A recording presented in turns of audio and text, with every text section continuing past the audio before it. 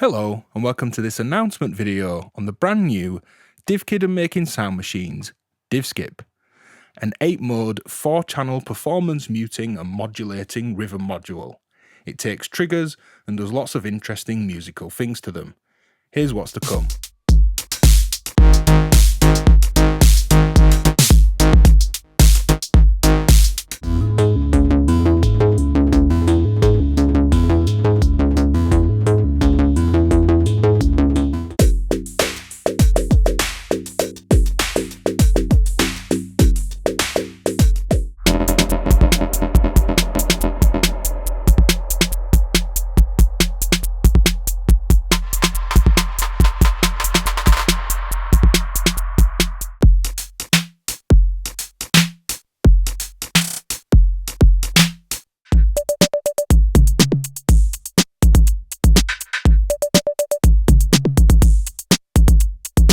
This video is sponsored by me.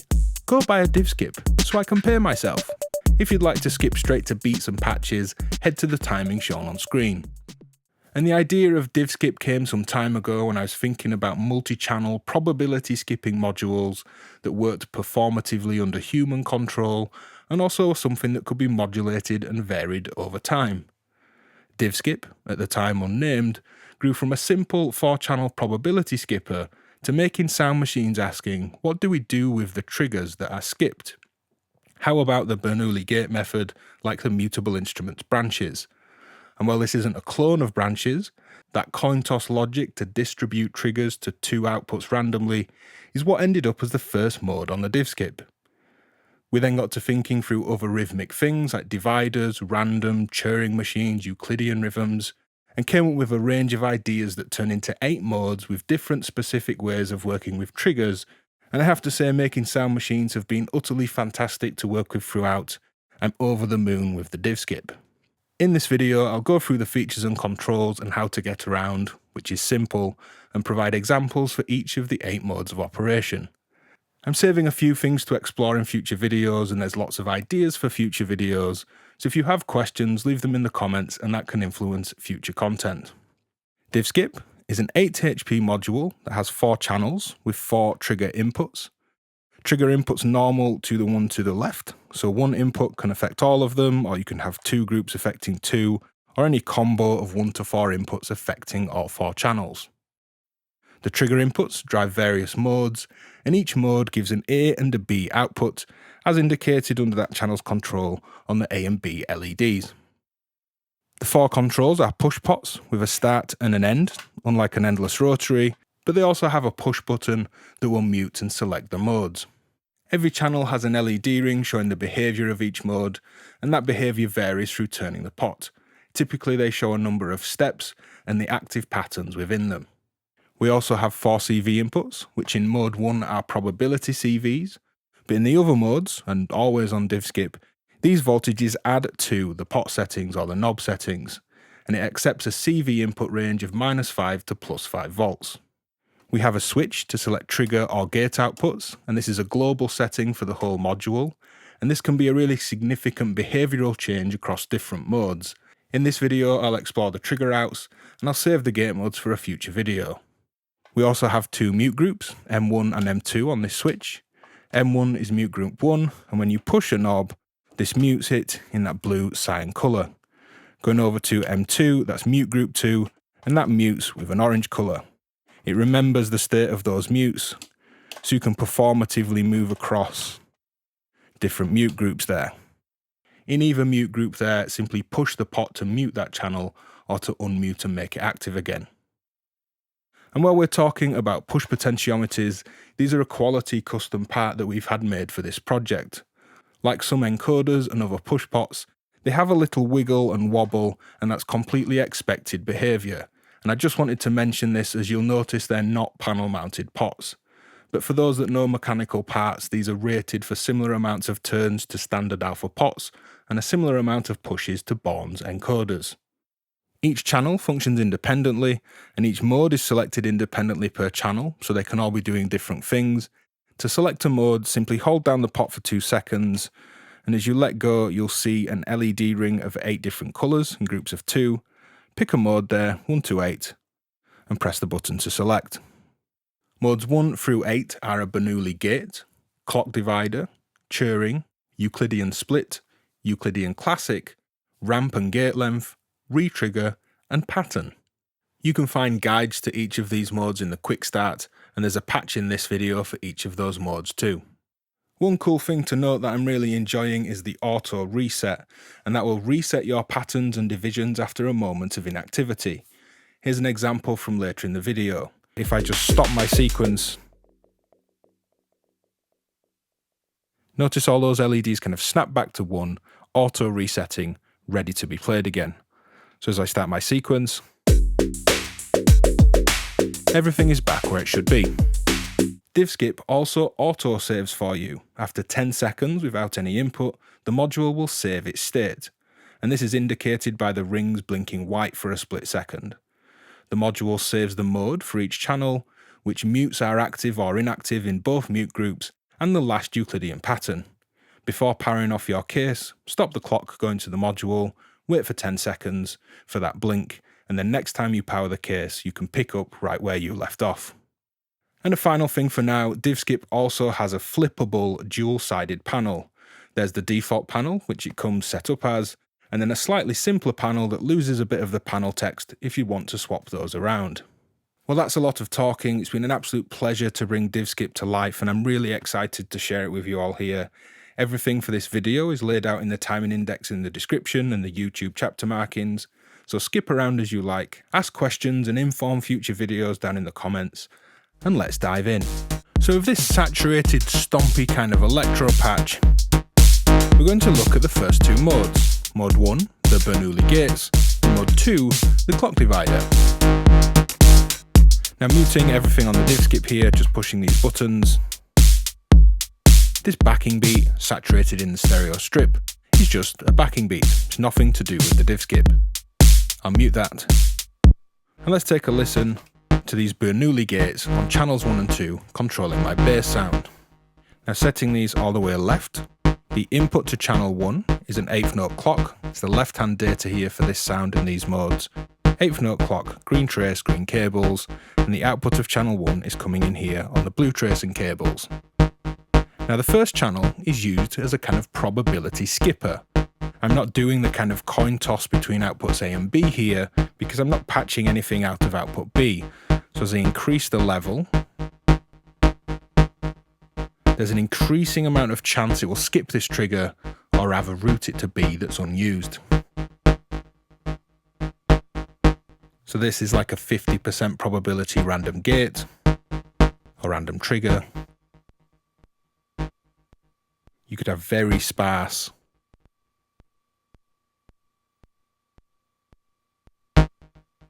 occasional little triggers, or have all of them. Now the output here doesn't go to trigger anything outside of DivSkip. I'm actually chaining channels here where this output from channel 1 comes into channel 2. I'm then using channel 2, again mode 1 a Bernoulli Gate, to do this coin toss probability weighting between two outputs. The red cable and red trace here is triggering a short envelope, and output B, yellow cables and yellow trace is triggering a longer envelope. So again, that weighting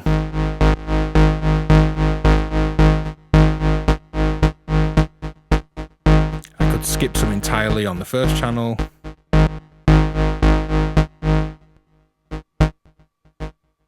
And then choose where they're routed on the second channel. And against the beat, this is a fun way to carve into and add probability to a trigger stream, but also to distribute those triggers to different bits of modulation around the patch. Now muting these drums again, unmuting channel 4, incoming to channel 4, which is set to be a clock divider. Channel 3 and 4 are both clock dividers here, is a swung 16th note clock. Right hand data, green cables, green trace. And simply as I increase the knob value,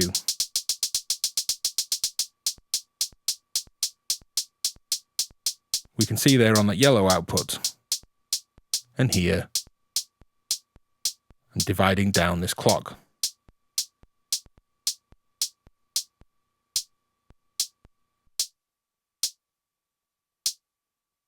But an interesting thing happens here, and you might have noticed on these LEDs, we actually have two trigger streams, two different divisions to outputs A and B.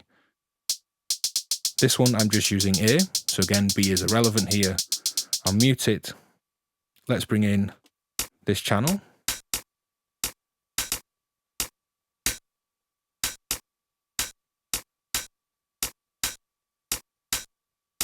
We can have an even amount of division on A and B here, or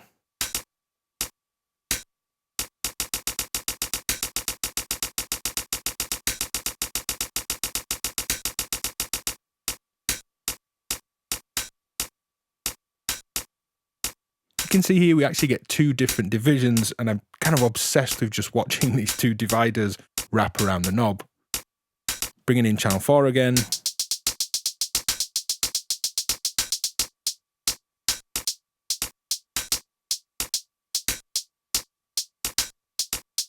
We've got this interesting polymetric thing happening, these different division numbers and odd numbers. Let's bring in the rest of the beat.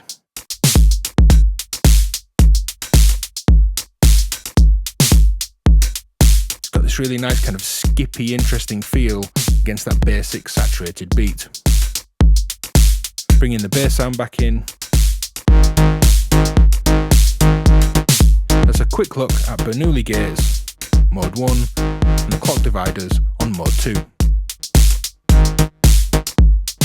So here's mode 3, the Turing mode, and in this mode we can create random rhythms that we lock and loop, and then control the length of the loop and also the possibility of introducing new random steps into the sequence. And this is of course based on and was an idea introduced by the music thing modular Turing machine. Now I'll mute some things here and we'll go through what's going on. Channel 1 is the main control here, and if I open up my filter, which is just down here, we can hear pitch changes, and as I close the filter, we can hear envelopes firing. And this is all controlled from channel 1, this Turing mode. I'm using a steady clock here, the left-hand data, green cables, green trace, just coming in, 16th note clock, and then this is driving this Turing sequence. It's at the center, so we're not having all the randomness or shorter loops here, which I'll come to in a second. The trigger A output fires every time these red LEDs fire. It's the actual sequence, and these are the things that are actually triggering an envelope to modulate the filter. And you can see those on the scope.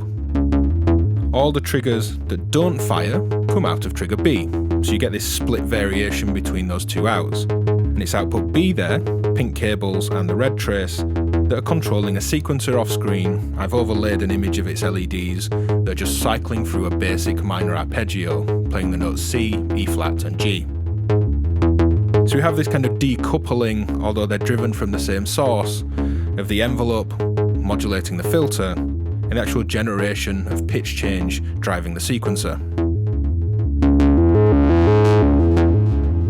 Going right of center there, clockwise, will introduce more random variation.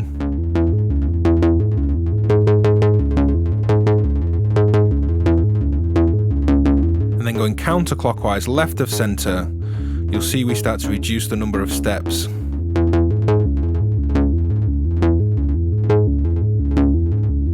For shorter looping sequences.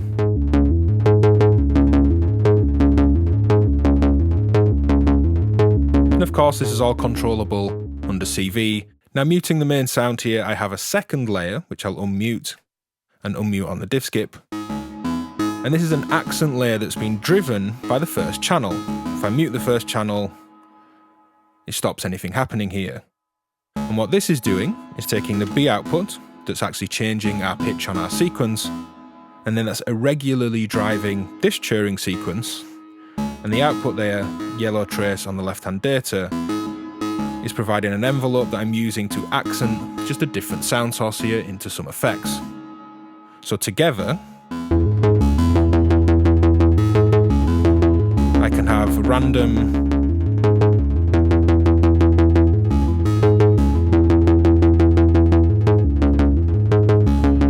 little accents in the background. I also have some drums here which use channels 3 and 4. There's a kick drum in the background. I'm then patching in an 8th note to channel 3 here. This normals across to 4, so they're both using the same trigger pattern.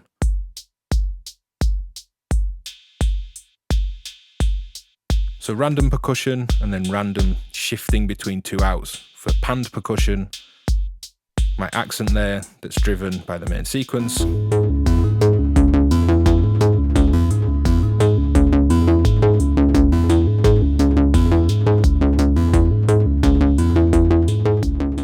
So here we're exploring Euclidean rhythms in mode 4, the Euclidean Split, and mode 5, the Euclidean Classic. I'm driving everything here from a nice wonky groovy rhythm from stopper beats that's coming in and normaling across. And if I mute my kick and snare drum, everything here is coming from the DivSkip. Let's mute some things and get into the Euclidean Split here. Channel 1 is in mode 4, which again is Euclidean Split. And what this does is create kind of intricate clave rhythms where we have 3 active steps at any given time across varying lengths of Euclidean pattern. I'm driving this again from just a 16th note, but it's a kind of groovy, wonky one from stopper beats. And the A and B outputs here are giving me 2 rhythms playing 2 sounds, panned hard left and right. As I move the dial,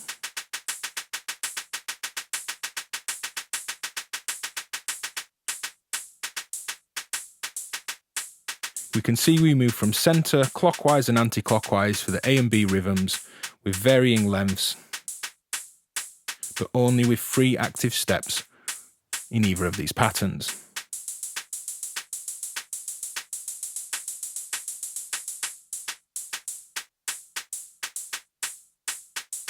I have another pattern here which is just some more percussion, a little bit quieter in the background. But you can hear these kind of Latin clave-esque rhythms, and as we layer up lots of percussion here, channels 1 and 2, both A and B outputs, so 4 percussion sounds here, all playing clave, 3 active step patterns across varying lengths of Euclidean rhythm. Muting these, the bottom 2 channels, 3 and 4, are in the Euclidean Classic mode, and what these dials do is rotate through 32 kind of classic Euclidean patterns. Unmuting channel 3, this is 1 active step at the start of a 4-step pattern, but these go through 4 to 16 steps with increasing amounts of active steps within them. The graphic on screen should make that really clear, but let's rotate through some as well.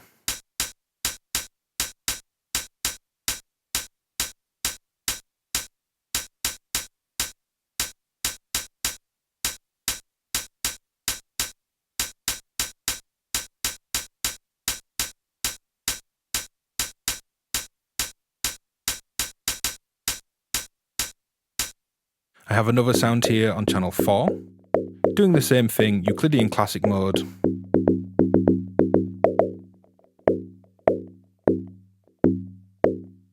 Giving me different rhythms.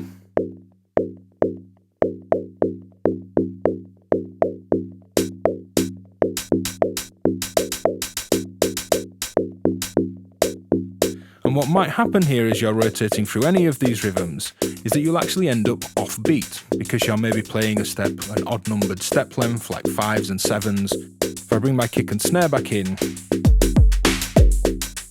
this sound specifically is no longer at the start of the beat. But we have a handy auto reset here if I just stop my sequence. Notice all those LEDs kind of snap back to 1, auto resetting, ready to be played again. So as I start my sequence,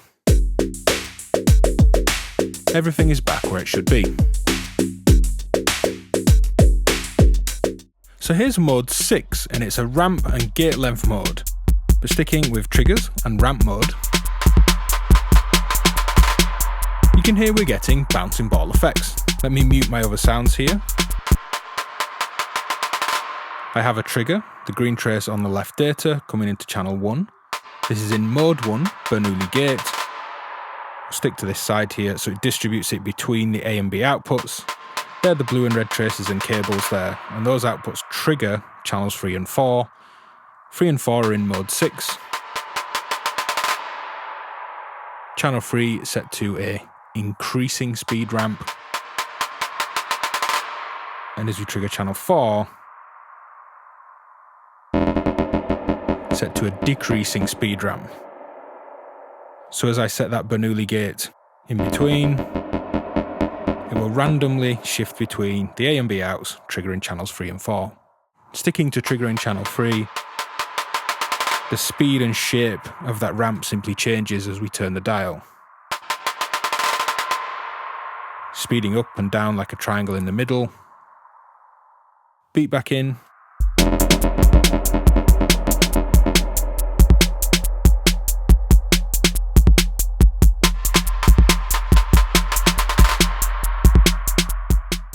So here's mode 7 called Retrigger, and this creates bursts, anything from short flams, which is 2 notes close to each other, to little kind of roughs or longer, more obvious chirping bursts. And here I'm using it for percussion. If I mute my other sounds here, I'm using it for the snare and also for some percussion.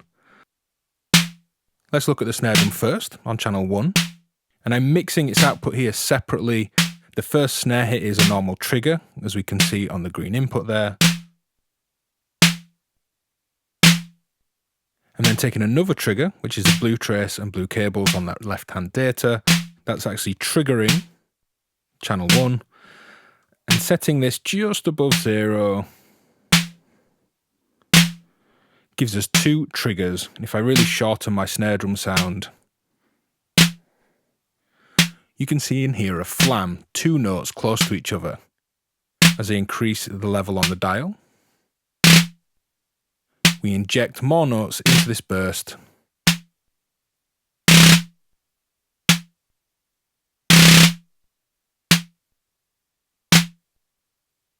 So a simple little flam that can make all the difference for articulating your grooves and beats. Now muting this channel on the channel 2 here, I'm triggering a burst again, and in the middle, both the A and the B output, red and yellow cables, red and yellow trace here, are even. If I go more towards the left, counterclockwise, you can hear we have a shorter burst than on the right hand side. And going the other way for this particular patch, because my percussion is panned left and right, it bursts longer on the left side than the right side. So simple little burst there, bringing in my snare drum. Hi-hats that are separate to this, and kick and snare that are separate too.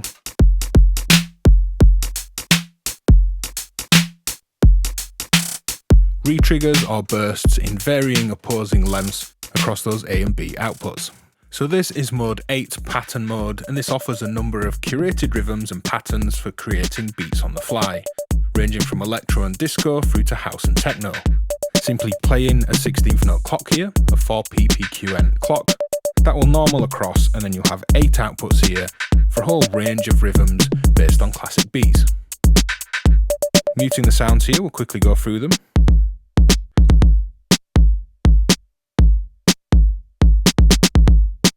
And these are curated just to be very musical very quickly. And you'll notice there's more than a single bar, more than 16 steps of information.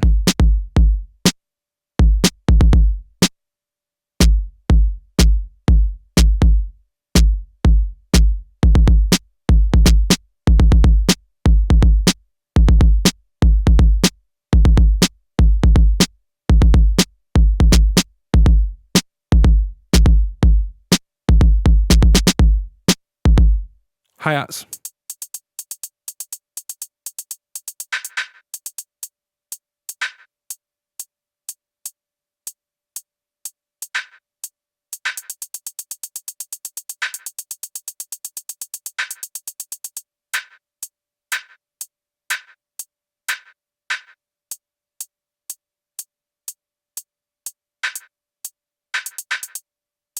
Again, there's loads of rhythms here, and it's interesting using them to drive other things than just percussion. Percussion on channel 3.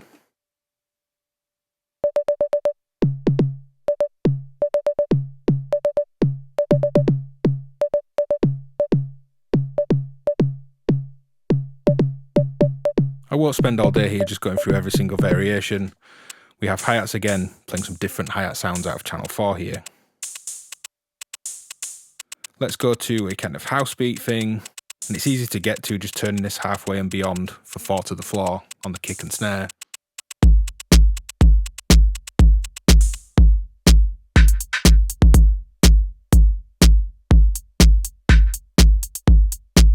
Nice basic house thing. Let's play around with the other hi-hats and percussion here.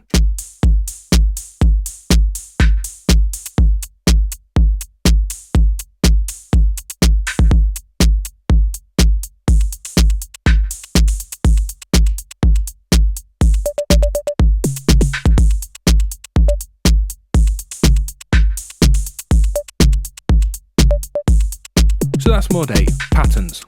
Super useful. Classic rhythms and variations and longer pattern lengths. They're really handy and musical, but you can also use them to drive much more than just drum triggers. If you've got this far in the video, go drop a div sync in the comments. What would you like to see more of from the DivSkip?